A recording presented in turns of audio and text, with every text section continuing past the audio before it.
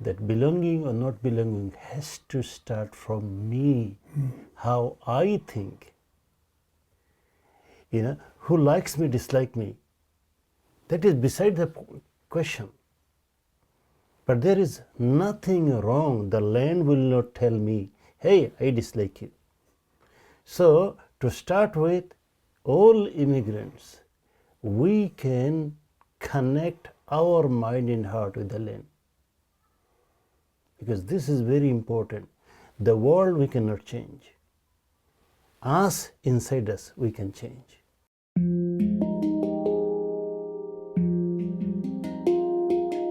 Farid Ahmed's words of forgiveness were heard around the world following a terror attack in Christchurch, New Zealand. I want a heart that will be full of love and will forgive lavishly. His words and stories offer both healing and hope for the future. If our heart is full of love, then peace will start from here. Episode 13. It's about creating your own community. New Zealand is a multicultural country, and almost from everywhere in this world, people want to come here. People want to come. After 15 March tragedy, I went to few international conferences, one in Abu Dhabi, one in Washington DC, one in Europe, The Hague, Netherlands. And I met so many people. In tea break, basically many people used to stand on the queue. It was so, honoring that they wanted to talk to someone from New Zealand. So they gave me the condolence, but each one of them mentioned about their feeling towards New Zealand. Mr. Ahmed, you were so lucky. You were a New Zealand citizen. I wish I was a citizen of New Zealand as well. You have such a compassionate country. Your leader is talking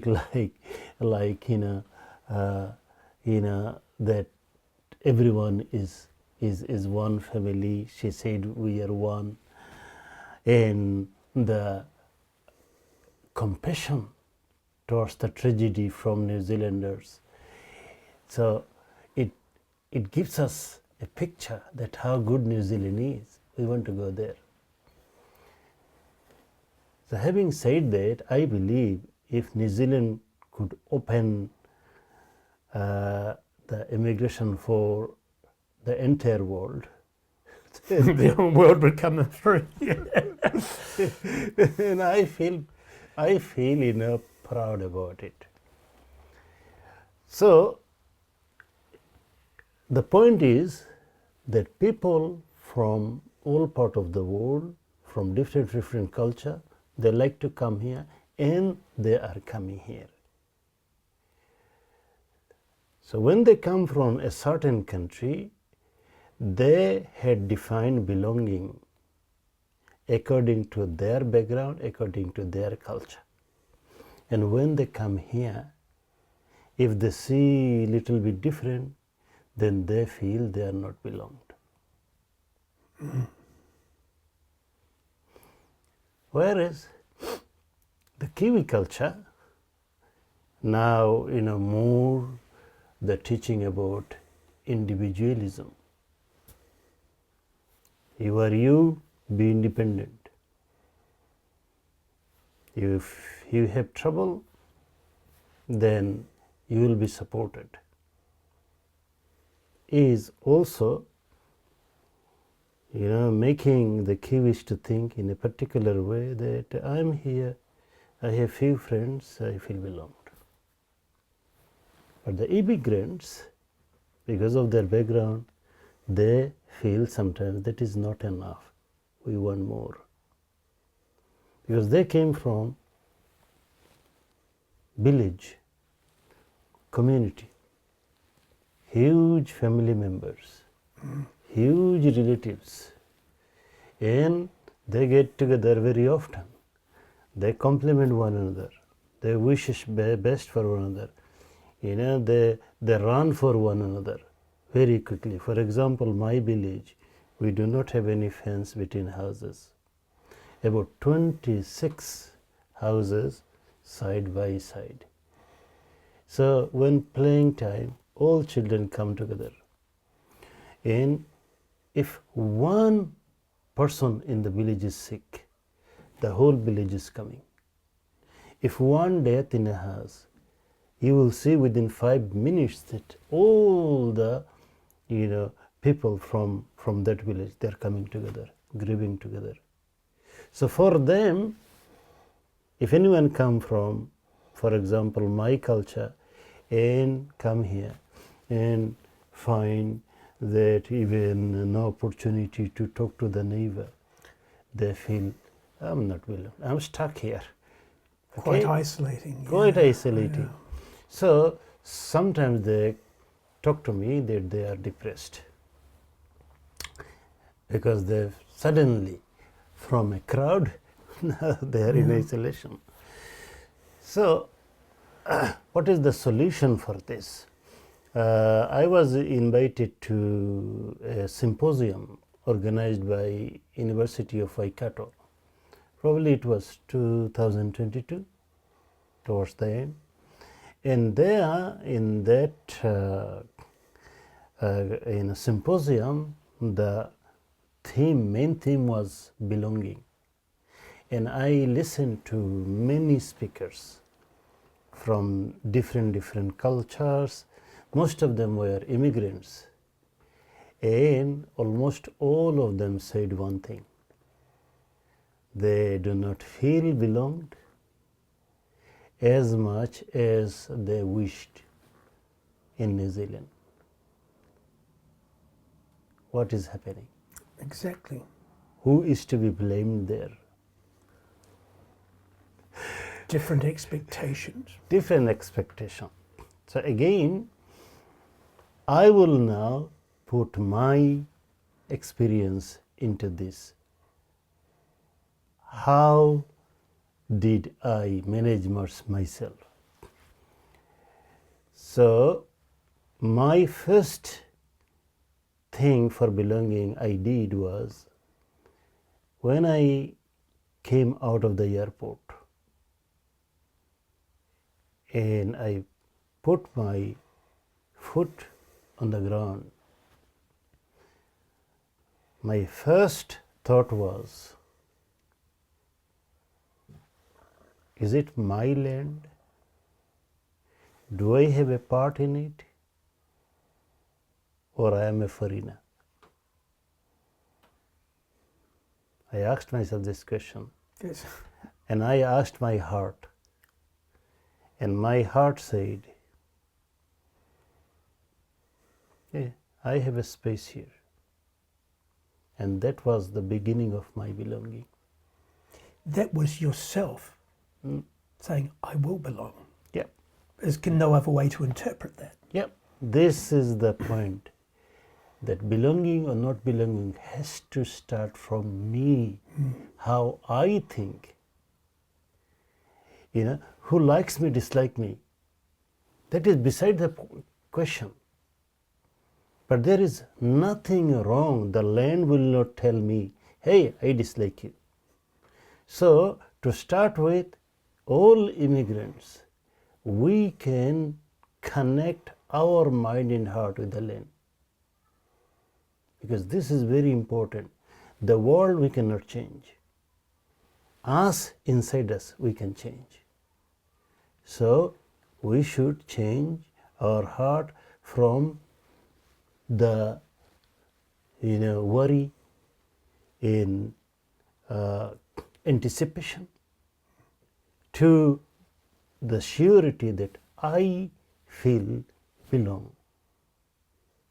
You're almost speaking of claiming ownership. Yes. It's not going to be gifted to you. You claim ownership. You belong here. It's been told to you, so believe this. Believe this.